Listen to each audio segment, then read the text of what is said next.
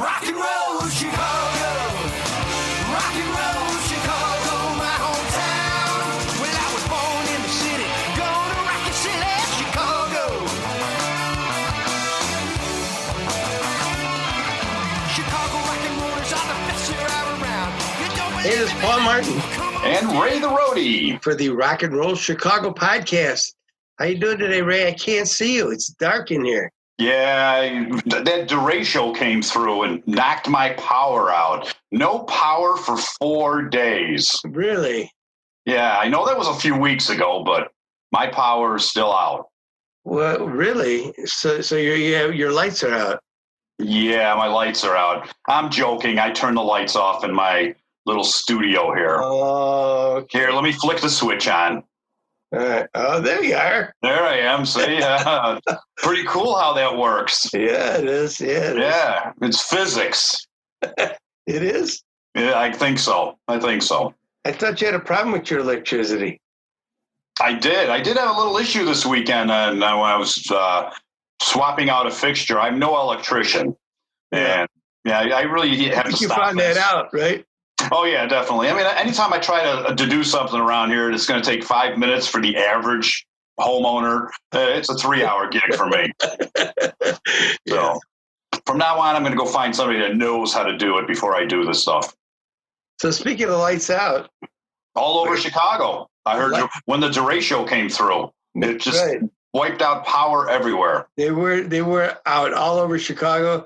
And that's who we're speaking with today. That's who we're talking with. Is Lights Out Chicago. I'll give you one chance to guess what tribute band they are. I'm gonna say one guess. The first one doesn't count. I don't know. This might be a little. This might be a little alien to some people, but I'd have to say a UFO Michael Schenker ding, tribute ding, band. Ding ding ding ding ding ding ding. Look at that! Who would have thunk? Very good. Very good. Yeah, it's their Michael Schenker era UFO tribute band. Exactly. They just play that era of UFO. Right, but they've got a lot of songs to choose from that era, and a lot of great songs.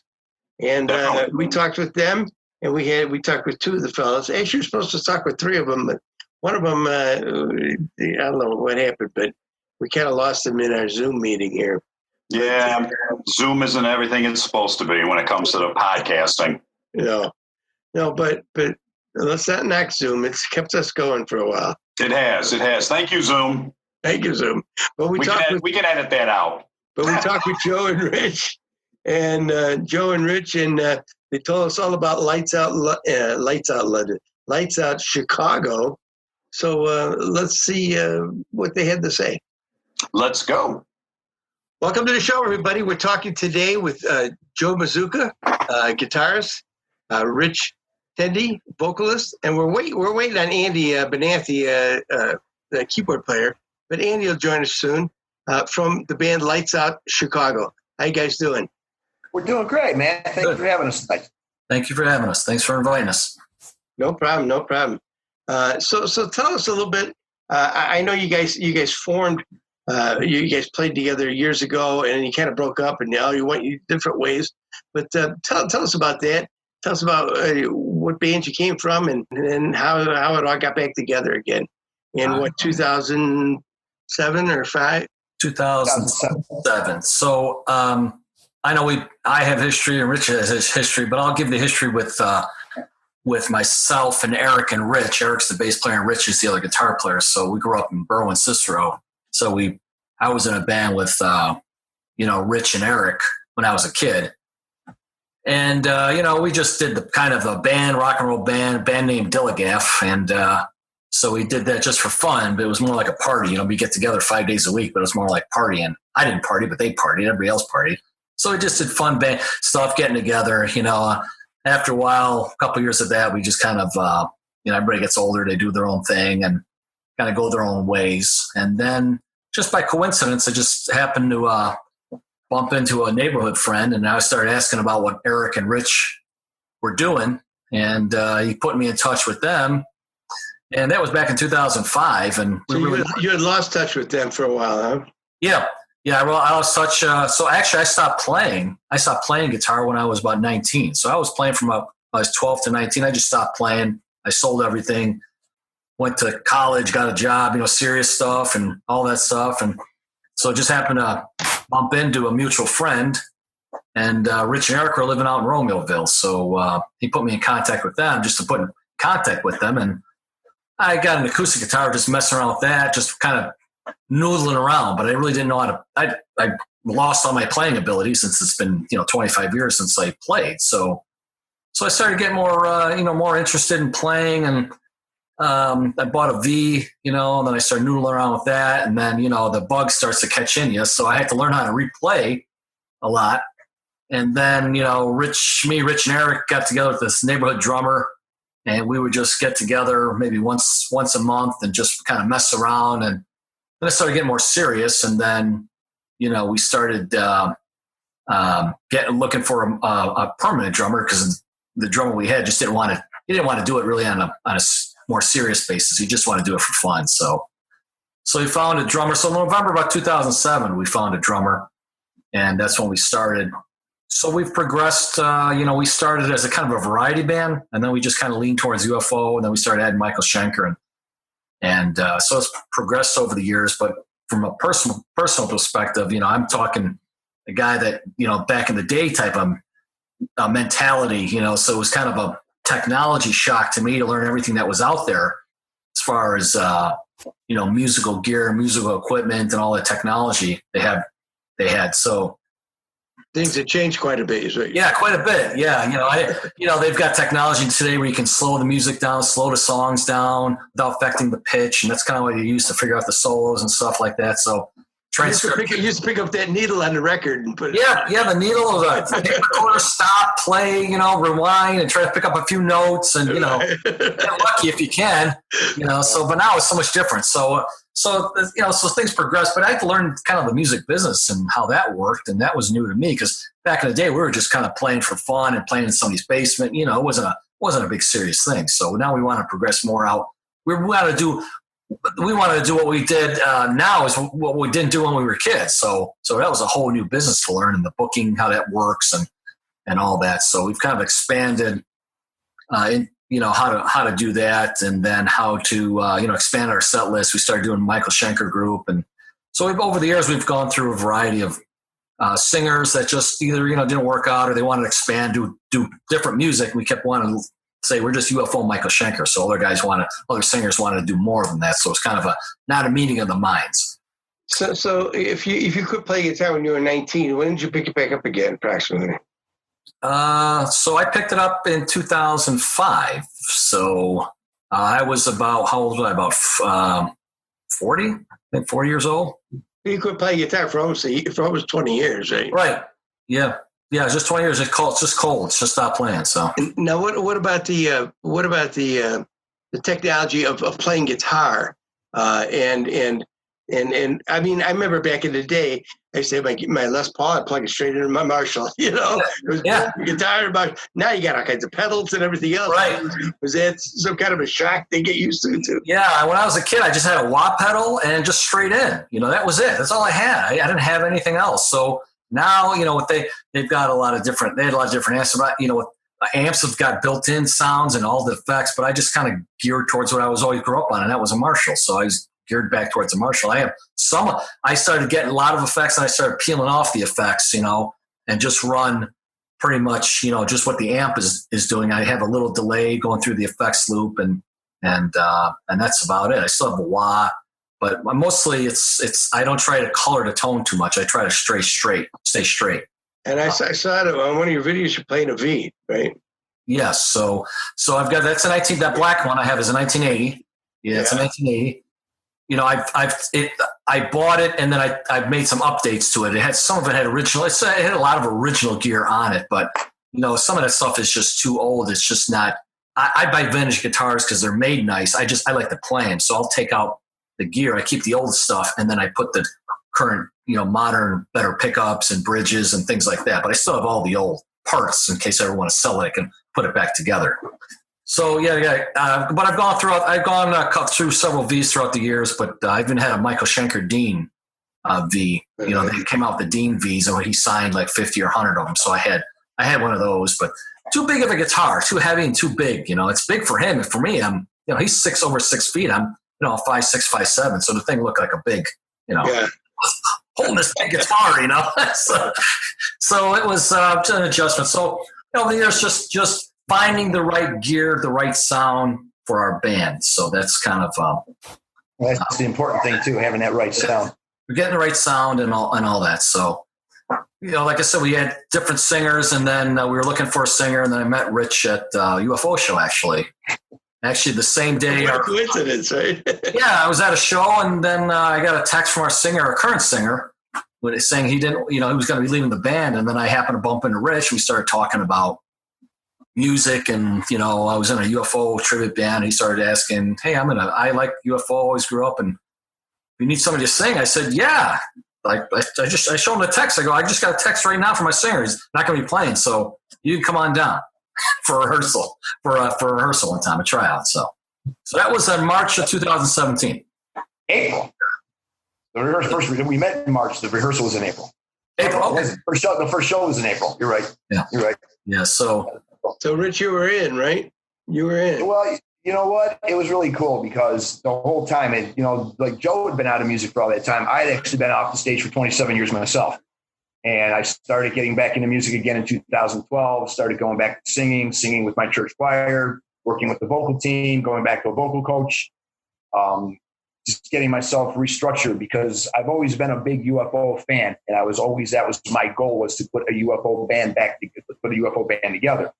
And that's when I met Joey, which is really funny because we went to the UFO concert and my wife was actually like, "Hey, you know this guy over here? We've seen him before." She was actually pointing at Joe's friend, and I had recognized Joe. So I had walked up to him and started talking to him. Like, "Bro, I've seen you somewhere. I've seen you, I think, Tailgaters. I know you play." And he's like, "Yeah, I'm in a UFO band, Lights Out Chicago." In the meantime, what I was doing, I was playing with my buddy Jim Pop's band, Two for the Road. And he was bringing me in to sing the UFO and the Judas Priest music for them because he didn't want to do it. So I was doing that, and I was actually with Jimmy at the concert when I met Joe, and Jimmy was just like, "Oh, man, well, if you never need a singer, Richie's like a UFO, this is what he loves to do," and blah, blah, blah, blah. And so Joey's, and that's like Joey said, he's like, "Man, you ain't going to believe this." He showed me the text message from his singer at that time, and I'm like, "Wow, this is definitely fake." So he sets the rehearsal for us, and I go down there, and the funny thing was, he's like, "All right, what do you want to do?" And I'm like, "Well, let's do anything shaker, let's go." He goes, "No, what do you want to do?" He goes, "I've had guys come down here before and be like, and I'm like, "Bro, let's just do the Strangers album." And we all looked at each other. And for the next 73 minutes, we went through the entire Strangers album. and nobody said a word. We just played it, did it, performed it. And when we were done, we just all went out in the garage, and it was just like, "You got the gig." I'm like, "All right, cool, thanks." And it's been just a blessing, a fun time. It's been a great ride so far. I'm getting to now at this age, I get to experience music at a whole different viewpoint than I did back in the late 70s, early 80s. Back then, it was more about the women, the partying, just I played with my first band was Stargazer. No, I don't know. I don't know. So explain to me. Okay, well, yeah, my first band was a band called Stargazer, and that's when I was with Steve Crane. And that was me and him together. He was my drummer, and that was with F. and Lee Stiaga, Tony Gearman, who is now the head of animation, runs the lead guitarist of animation. Tony was a rhythm guitarist when he started out for us, and now the dude is just beyond unbelievable what he can do with that band. And then, like I said, we had Tom Santoni on bass. And that was our first band, and that was really cool. We were fortunate. We had back then. We hooked up with a manager through a friend of mine, Jimmy Talek. I don't know if any of you guys know him, but he was doing lights for a gentleman named Tommy Trumbull, who was actually a manager for a band called Landslide back in the day. Sure, I know Jim Talek. As a matter of fact, I just talked to Jimmy a couple of weeks ago. Really cool. When you see him, tell him I said hi. He's living in Florida. He's in Florida. Okay, cool. I'll have to look him up then. But so he hooked us up with Tommy, and his wife, Tommy's wife, Fran, for Landslide. She took me under her wing and just kind of trained me, got me going as a singer.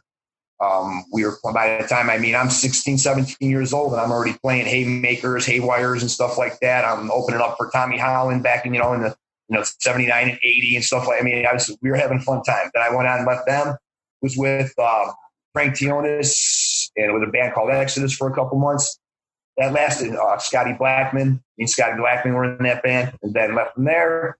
Then we moved on to Cicero, and probably my coolest band, I'll say, and that was when I was with Unleashed, and I was with them for about maybe 4 years, and we were doing all the jamming, all the playing out with Paradox and Damien Thorne and Warcry and all those awesome bands from back in the day, and playing with them, and then the partying became a little bit too much. And by 1989, Rich thought it'd be best to quit music and take a step back. So I took a step back and had my life go its way and stuff, and then came back, like I said, to music in 2012. And just in the meantime, before I met those guys, trying to put a UFO band together, and then meeting Joey, and then the rest is just history. And it's just, now we're on this ride, and it's just unbelievably fun. Now, Joe said that him and Rich and Eric were from Berwyn. Where are you from? I'm actually originally I'm from Oak Lawn. Oh, okay. We were a bunch of Richards High School kids. We first saw, back in the day, watching M&R Rush and stuff like that, but then seeing, bands like Donnie Buscemi's band, Stargazer. Once we saw Donnie Buscemi and Stargazer, man, I think that pretty much is like, all right, if they can do this, we can do this. And that's, that's when we started going and stuff like that. And it was just a fun ride from there. But definitely having the most fun in my life right now, performing with the guys that I'm with. It's just a whole different feeling, whole different attitude, and it's just all about the music and performing for the audience, and I'm just loving it. So pretty cool. So some of you guys have families? Yeah, I'm married, no kids, so I don't have to worry about that in today's world. Thank God. I'm living in sin with the girlfriend, but I am divorced. Have a son. He's in college now. So. Isn't it kind of funny how, as the kids grow up, you have a son in college, you said that, that as the kids grow up and they kind of move out or they kind of go do their own thing, that the music comes back in your life, how the tables kind of turn back around. It's interesting. As I was, learning songs and playing songs, I'd always have my guitar with me. So I'd get my son and bring him here, to my house one night, and then next night to my parents' house so they could visit. But I always bring my guitar, be playing all the Stranger songs through the earphones, the earbuds, and figuring the parts out. So my son has watched me since I first started learning these solos and playing them. Now he hears them live and he knows the solos, so he knows. Oh yeah, oh yeah, nah nah nah. He knows it all. Every time he hears it live, so he goes, I remember when you were learning those songs and playing them. Right. Yep. He would watch me play. He'd be doing his thing, I'd be doing my thing. Then we put everything down and let's go watch a movie. Let's go watch a movie or do something. So he's had history watching me throughout the years. That's cool that you get to share something like that with him too, though. That's really cool. Yeah. So he's come out to our shows, and seen him play and go out to the fest. So it's just, he's seen the whole gamut. He's seen me doing it individually, and then he sees the whole band do it actually live. So it's interesting that he experiences that. So. How was this year looking for you guys, booking wise? Did you have a lot of shows before this crazy thing hit? Yeah. We lost what? We lost 4. 4 shows. I booked 4 right in a row. I mean, like I had them going. We was on a roll, and boom, it all just all just dropped out of sight. So and, and then I've been booking shows for us during the summer where I can, stuff like that. We've already played 3 shows. We got 2 more coming up, and then try to get 1 or 2 more before the Christmas end of the year, and then probably it for the end of the year, I think. Yeah, we're looking at maybe doing a Toys for Tots thing with getting that set up, but we'll see how that works. Yeah, it's very tough right now. It's extremely tough right now. I know just bands are starting to get back into playing, but then you have no idea what's going to happen, and I mean, I have a show in 2 weeks, and who knows what's going to happen there. So. Right, exactly. We don't even know if the shows, the shows are booked, they're ready to go. We're promoting them and putting them out there, but we know at any minute they could get shut down just like that. And that's the one thing to worry about. Yeah, I hope not, because everybody, there's no reason people can't come out to shows if they want, wear masks if they have to, whatever they want. We could be on face stage doing what we have to do, and that's fine. But I feel that just like kids need to be back in school, we need to be back around music because that's such a healing force around us with everybody. Yeah. And even when we did our show in Hobart, we got off stage, and you know what? It was probably about maybe 90 people for the show, which was cool. The whole night was fine. Hobart, they had us downsize it, so it was probably 90 people. It sounded like 200 in there, the way they were all screaming and yelling. It was amazing. And then when we got off stage, this one guy comes up to me with his buddies, and he just grabs me. He's like, "Man, thank you so very much, man." I'm like, "No, man, I'm glad I could." He goes, "No, you don't understand. We really needed this. This was, thank you." I was like, "Man, if I," and that's what for me, that's what sets me up. That's what gives me the best chills is when somebody can come to me after a show and say, "Man, I really needed that. And thank you." It's like, wow, dude, that's humbling to me. Very humbling. Yeah. You want to, we try to recreate. Now, obviously I don't look like Michael Schenker. Rich looks more like Phil, the younger Phil. Well, but I don't look like Mike. We don't look like the UFO, but we try to replicate, the music as close as possible. That's why I'm painstakingly, figuring out these solos for every note I can, so it's, so over the years it's progressed towards, you learn the solos, you can learn them, but then you've got to be actually feel them too. And then be able to play with more feel as opposed to just getting the notes. So you go from more mechanical playing to more feel play, Right. So, and when we're reading, that's really got to work on after a while. It's you can see as the years progress, you listen to the music, how it's gotten more, as we all play together, we'll feel comfortable, and then you get to feel more of the song better. So. Well, look at how it's changed just in the 3 years since I've been with you guys. Yeah. I mean, we listened to recordings from the very beginning, which we sounded very, very good, but now I listen to those recordings compared to now. Though. Yeah. With me anyway, I mean, the band's always been tight, but it's just, there's more now after 3 years of being together as a unit. Now we step to the stage and it's all feeling between us. It's, there's no second guessing. It's, everybody's right there where they need to be, and there's no spots missed. If there is a spot missed, it's picked up right away. We work as one tight unit, and that's what I love about our rehearsals, because if we mess up in the middle of a song or somebody, we don't like the way something's being played, especially if you do something on your lead that you don't like, or if you even happen to just go a different way, you stop and go, "Oh, I didn't like that, I'm going to redo it." Yeah. I thought it sounded pretty damn good.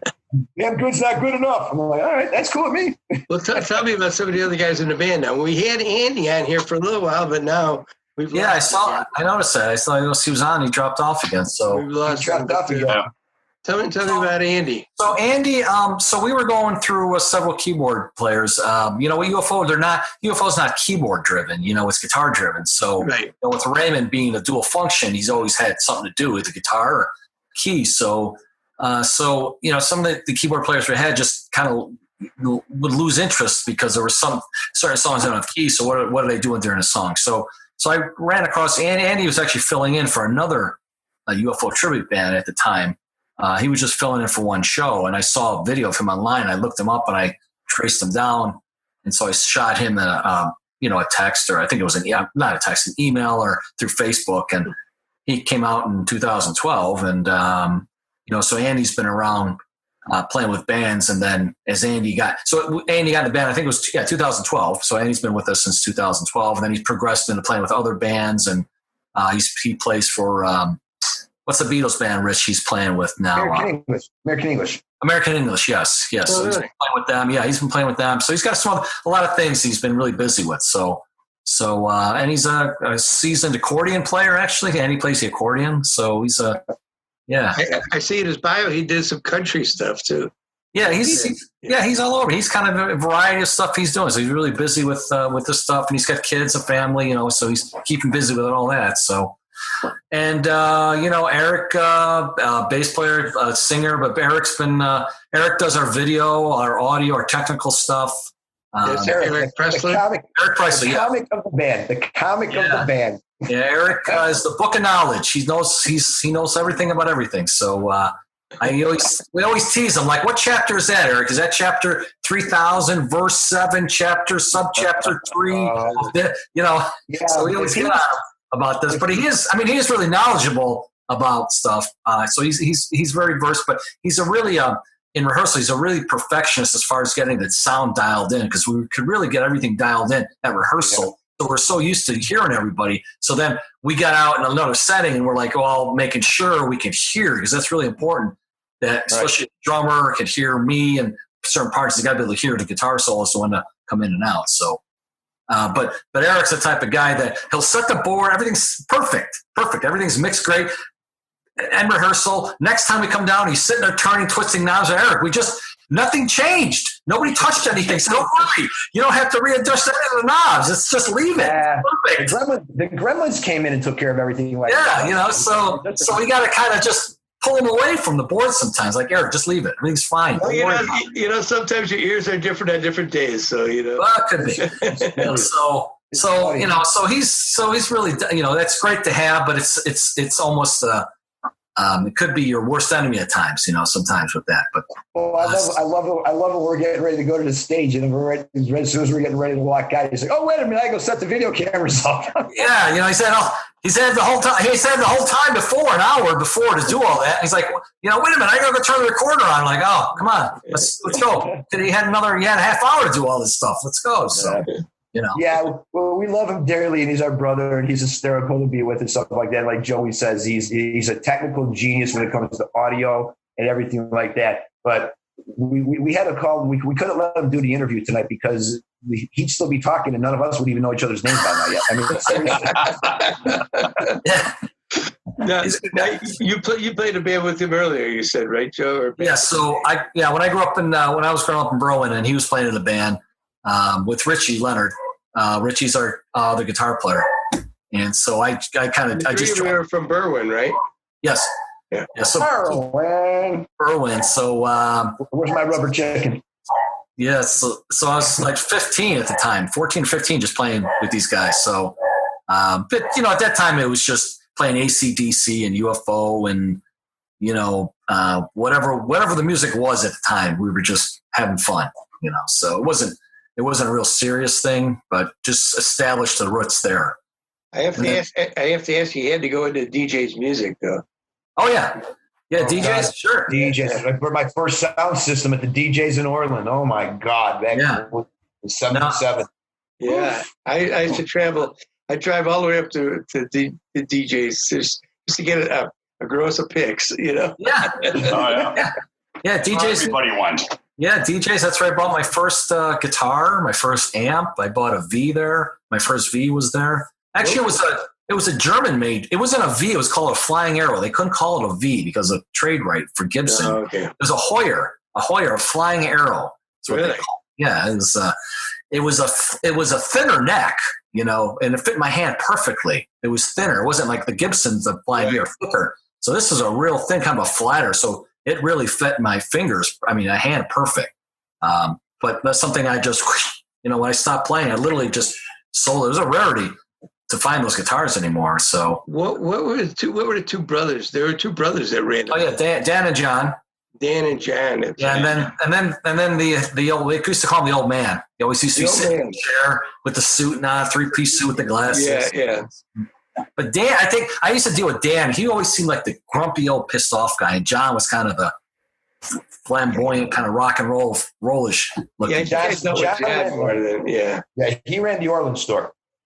Did it? Okay. John ran the Orland store. Did he? Okay. All right. Yeah.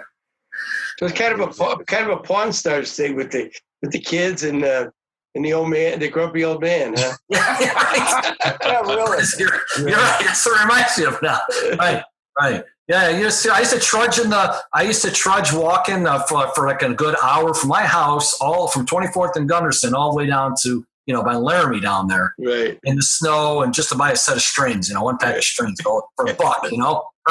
Ernie Ball Slinky 9-gauge strings, right? Yeah, that's right. That was it. That was the one. That was it. Yep. I used to stare at the guitars and just like, wow, look at that guitar, look at that guitar, look at that guitar. Yeah. Road to Rock Radio is proud to welcome Paul Martin of M&R Rush and the Dancing Noodles and Ray the Roadie, the Rock and Roll Chicago Podcast. Join Paul and Ray as they bring you weekly interviews from bands that have rocked Chicago. It's the Rock and Roll Chicago Podcast, Monday night at 6 on Road to Rock Radio.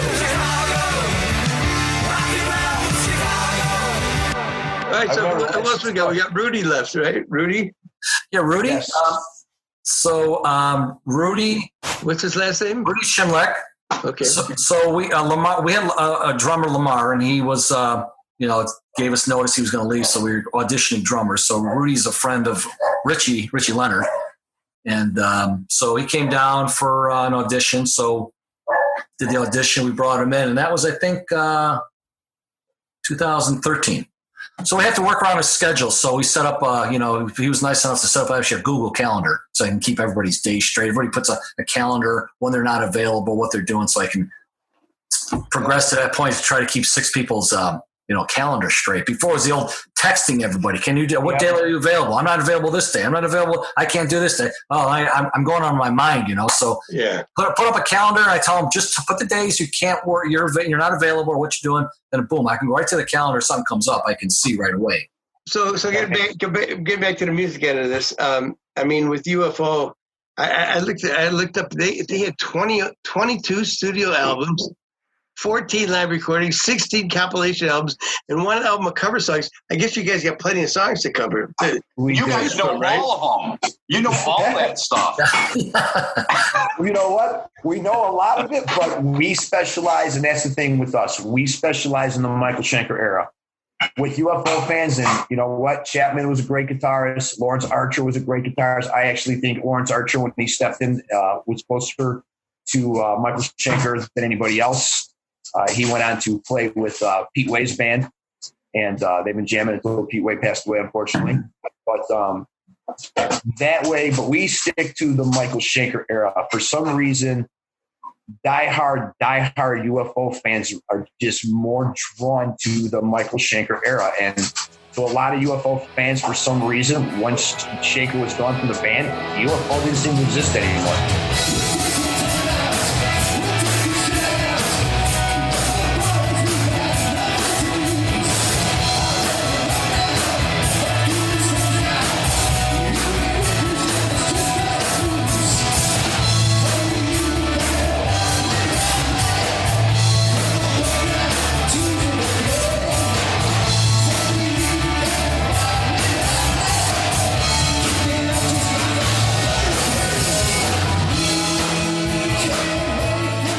Talk to a lot of people, and they have so many great albums and so much great music, and it's just you have those diehard Schenker fans that would just be like, nope, Schenker's not in the band anymore, UFO's done, and they don't listen to anything past that. Yeah, well, I was surprised he had 22 studio albums. I mean, I was like, wow. I think they just recently came out with a new one, didn't they? Was it the past couple of years? Oh, they came out what's called the Sausalito cuts, and that was the cover album where they did all these cover songs and stuff like that. And actually, it got some bad reviews from some hardcore fans. But if you really listen to the songs, the way they restructured them and the way they did it, I think Phil did every song on that album justice. And I think it's a beautiful album. I mean, seriously, the way they did it, beautiful album. But man, they got so much music. I mean, it's crazy. We may pull a couple Chapman songs into the mix, like Mystery Train or Letting Go and stuff like that. But like I said, more or less, we're gonna we stick to the Schenker era. That's because that's what Joey likes to play. Well, it's you gotta UFO's got so much material, but there was only so much. There's some core songs, you've got to play when you play out. You've got to play certain songs from strangers, and you only got an hour and a half or 2 hours to play. So, you try to stick to some core material. So that takes up maybe an hour of time, and then you've got to be selective in the rest of the show what you want to play. So, you start, and then you got to do some Michael Schenker stuff, and then you've got more current stuff off of Walk on Water. So it's always we might have 35, 40 songs in a set list, but we might not play one song for a year because it's just the way the set list is structured, or where we're playing, or who we're playing with. So it's and then you don't want to go too deep because then some people just don't recognize the song. What album is that from? So you got to kind of. I always look at what is UFO playing when they tour. What are they playing when they go out there? Yeah, right. It's always to me a kind of a gauge as to what should we be playing since what they're playing when they tour. You know, so, but they're playing stuff off they're playing stuff off of Vinnie Wood, Vinnie Moore, but they're always playing the core songs of UFO. You got to play those. And that's what I was going to say is after the Obsession album, you think about it, really, there's actually the Lights Out album. There's really no hits that ever went to the radio after the Lights Out album. You know, if you think about it, I mean, standard radio airplay back in the day, like on the loop or anything like that, you know, Lights Out was played, you know, the Love got played, Too Hot to Handle. But once those albums were finished, you never really heard Letting Go or Mystery Train or anything from Wild Willie and the Innocent or from any of the other albums on the radio. You never heard that. Everything you hear from UFO is all structured in the Schenker era up to that, you know, Strangers in the Night album. And that's basically what's displayed on the radio, you know, those 4 songs. And then when they did Walk on Water, and that's a great album. There's so many great songs off that album. But, you know, even when they toured, even they toured on that tour, they came back. They only played, I think, 3 songs back in 94, 95 when they were touring. When that album came out. You know, they played Venus, Push to the Limit. Sometimes they even played Self-Made Man. They didn't really go too far on that album. Even though when you listen to that album, that every song is such a great song on that album. You know, so. But they stay in that early. It's challenging. It's challenging to do the set list and the environment we're in with the time we have, and so you gotta take the time and use it well. And then the songs you play, you've got to really be spot on with the songs and the music. You know, So have you guys done any traveling as far as moving, going, reaching out into different areas with the band, or you stick mostly around the Chicago area? Stick around the tri-state area. Basically, yeah. With everybody's schedules, what these guys do for a living and stuff like that, it's really hard for these guys to just pick up and to basically go. So it's everything we try to do is within the Michigan, Indiana, Wisconsin, Illinois area, stuff like that. We try to keep it within like 2 hours if possible. You know, leave it like that. I think last year we did Tribute Island Fest. Right. That was a real barn burn. It was like 105 degrees out at 7:00 at night with the sun on us, you know. So 118 on the stage. Yeah, it was wow. That was you know, I don't know if you play guitar when you play in the heat with a nitro finished guitar. That's just like stick. It's like honey. You know, you're sticking. You know, a lot of the finger ease. You know, you got to spray that. But that works actually very well. You know, spraying that on the guitar, on the neck to keep your finger keep it moving, or else you'd be sticking all night on that neck. Your hands get a little clammy, huh? Oh yeah. It just sticks to everything. So is there any original music that anybody's come up with?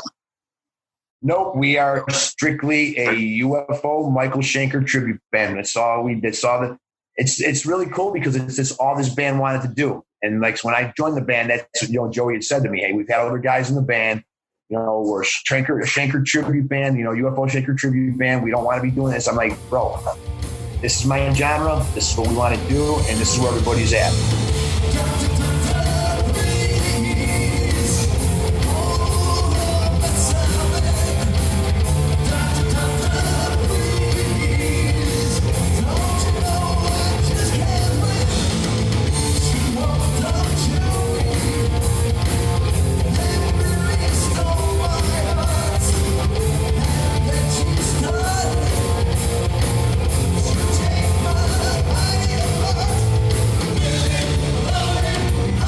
Guys apparently tried doing some different stuff back before I got in the band, but it didn't really work out the way they wanted it to. So they went back to just the regular UFO, Michael Schenker. And, you know, we understand with us, we have a niche group of fans that come out to see us, but those niche group of fans that come out to see us are coming out to see and relive their childhood from the 70s. So like I said, so we just stick with that era and stuff like that. Yeah, I think, you know, we tried before Rich came to do different types of music, but everybody had a different variety, such a wide variety. We couldn't really focus on nobody had like a common interest outside this. So it was like, well, what exactly do you want to do? It was kind of all over the place. I think we even tried at one point. We even tried to do Foreigner tribute band. So we got maybe 8 or 9 songs, but getting the vocals to get that right, because it's really vocally driven, is really you really got to be spot on with doing that. So now, speaking of vocals, who does? What about background vocals? Anybody else besides you, Rich? Yeah, you know what? I'm very fortunate that stepping into this band, I've got two great backup vocalists behind me with Eric and Richie. These guys have been singing together for a real long time. And, I always say these guys make me sound better. I mean, that's how good they are. I mean, really. I mean, the three of us together, their harmonies, the way we harmonize together on songs, the way they just step up to them. I mean, they've really got their stuff down. So, yeah, and that's what's cool with us, too, because when we're in rehearsals, we've got to make sure that everything, the vocals, everything, the harmonies are right spot on. If they're not where we need them to be and stuff, because we're never going to step onto a stage in a live concert without having our harmonies right where they need to be. And doing 3-part harmonies in a band it's pretty cool. It's pretty cool. But everybody, and that's another thing with Eric, though, too. Eric could also, if ever needed to, God forbid, if there was ever a situation where I couldn't step up to the mic for an evening and stuff like that, Eric could actually step in and carry the night with the band and just play bass and play all night and sing. At one point, we did have Eric sing. One of our previous singers just got up and left. Sent us an email saying he just quit. So we had a show come up. So Eric stepped up to the plate and just filled in. Was able to sing. So he's very, he's very versed in that area. So, but they've got, they add with Rich and Eric doing the harmonies, but they're adding some harmony parts where not normally would hear it in the song, but when you hear it, it sounds really good. That they're really putting certain things into the songs vocally. So where can we find you social media wise? Well, you can find our website at lightsoutchicago.net. And then, of course, you can just look us up on Facebook at Lights Out Chicago, our Facebook page. Yeah. And then our next show is right behind where Rich is, the poster right there, Thirsty Beaver. So this is going to be a solo show, which is kind of a rarity for us. We don't do solo shows, but it's going to be like a 3-hour show we're going to be doing here. So it's just kind of the whole gamut of everything. UFO, Michael Schenker Group, everything. So we're just going to run through everything. So by solo show, you mean just your band, right? Just us. Yeah, right. Just be us. Normally we would pair up, we do an hour and a half with one band and then an hour and a half with us. So, but this show, Rich found this opportunity. They want us to do a whole afternoon. So where's that at? At the Thirsty Beaver. And what's the date? September 20th. Sunday, September 20th from 3 to 6. It's in Crestwood, right? Crestwood, yeah. Yeah, Crestwood, yeah. That's going to be, like I said, that's our show on Sunday afternoon. It's the last day of summer. It's a Sunday afternoon fun jam. And so we're going to close out the summer for the Thirsty Beaver, 3 to 6. Have a great afternoon. And then we have a show scheduled on October 10th. That's outside. Yeah, the Thirsty Beaver really, I'm going to throw a cool shout out to this bar because this bar is cool. It's basically an outdoor pavilion bar. So you have the stage inside where the bar's at, but the sides of the bar along the side and on the back behind the bar are double garage doors that open up. Now this turns it and then opens up to the beer garden. So now you have it basically, it's now an outdoor pavilion bar. And that's how they are allowed to have bands there all summer and play what they're doing and doing what they're doing and just, and having, there's bands there every Friday, Saturday, and Sunday. And everybody's playing there. And everybody's been there all summer and everybody's having a ball. So we're doing that. Very cool. That show then September 20th, end of summer, that's just going to be an all-out UFO, Michael Schenker jam day, having fun, playing with the audience. We're going to put songs in a hat, let them get involved, pick some songs out of the hat. What do you guys, here, pick, just get them involved in fun. But then because we have a show that's coming up a couple of weeks after that on October 10th at Public House, we needed to do something a little different. So what we're going to do is we've done it once before, but we're going to kind of do it a little differently this time. We're actually going to go back and recreate the entire evening from the Chicago Amphitheater in 1978 when UFO was there on October 13th. So these guys will be recreating the music and we'll be recreating the music and I'll be recreating the banter and we'll be taking everybody back to that night in 1978 that was there. So we're basically calling that show a night from the amphitheater at the Public House. Yeah, and you'd be surprised that you hear when Strangers came out, it started up a natural thing out in the street, but people were there going, wait, I don't think that's how they opened up, and that's not how they opened up. They actually opened up with Hot and Ready. The expanded Strangers went to Hot and Ready and then Cherry. But if you actually listen to a bootleg copy, what they actually did that night. They did "Ain't No Baby" in that set list, and they did it in a different arrangement too. So we're going to actually play it in the actual order and the actual songs they played that night. So it was different. So we got those shows booked and stuff like that. As I said, I'm going to try to get us something booked back at Hobart Theater. And then we'll be looking down the line what's going to be happening. You know, don't want to get too far out because we don't know what's going to happen, as we all know. Yeah, it's a shame. It's a shame, but it's like I said, things can be called at any minute, you know. So yeah, it could be. It could be. Well, I'd like to thank Andy for joining us. How briefly he did. Yeah. I don't know what happened. I didn't get a text from saying what happened. I don't know what happened. Sorry, guys. I just don't know what happened.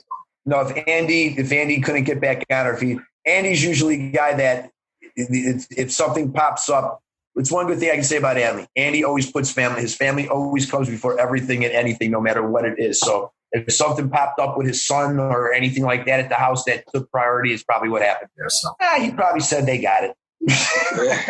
Thanks guys for joining us. This was a lot of fun. Thanks for having us. Thanks to Karen. Thanks, Karen, for getting us hooked up with you guys and everything, man. My love to her, longtime friend from Mrs. Crane there. No problem. Give her my best, please. Will do. All right, gentlemen. All right, guys. Thank you very much again for having us. You guys have a blessed evening. Take care. You too. Thank you. Thanks. Bye. Bye. So that was Joe and Rich from Lights Out Chicago, a UFO tribute band. And UFO Michael Schenker tribute band. Yes, excuse me. Remember, it's that era. Yes, it is. And so they have some fun stuff to say, and they're really knowledgeable about UFO, aren't they? Most definitely. And it's interesting to see that they're going to be doing a show from, was it 78 that UFO did at the amphitheater? Yeah. They're going to recreate that show. That sounds really interesting. Yeah, it sounds like fun. Yeah, it'd be a lot of fun. They've been keeping pretty busy. Well, I mean, as busy as they could be, Right. but before COVID. Yeah, because right now it's pretty much lights out for everyone. Yes, it is. Yes, it is. But they've kept pretty busy over the last few years, and hopefully they get back at it here before too long and get playing just like we hope for all the bands and all the music to happen. That's right. They got a couple of shows coming up, and hopefully it'll keep on coming. So thanks for listening, everybody. That will do it for this week. Lights Out Chicago. Check them out. Check them out at lightsoutchicago.net or on Facebook at Lights Out Chicago. And check us out at rockandrollchicago.com or rockandrollchicagopodcast.com, rockandrollchicago.net, or on Facebook at Rock and Roll Chicago Podcast. That's right. We're everywhere. And then don't forget you can catch us every Monday at 6:00 on the Road to Rock Radio from the Illinois Rock and Roll Museum on Route 66. Every Monday at 6 p.m. roadtorock.net. Okay. I'll go listen. All righty. Go now. Okay. Thanks for listening, everybody. See you next week. Bye. Bye. The Rock and Roll Chicago Podcast does not own the rights to any of the music that's played on this podcast. The music is used to promote the band or musicians that are interviewed. Rock and roll Chicago, rock and roll Chicago, my hometown. Well, I was born in the city, going to Rocket City, Chicago. Chicago rock and rollers are the best here around.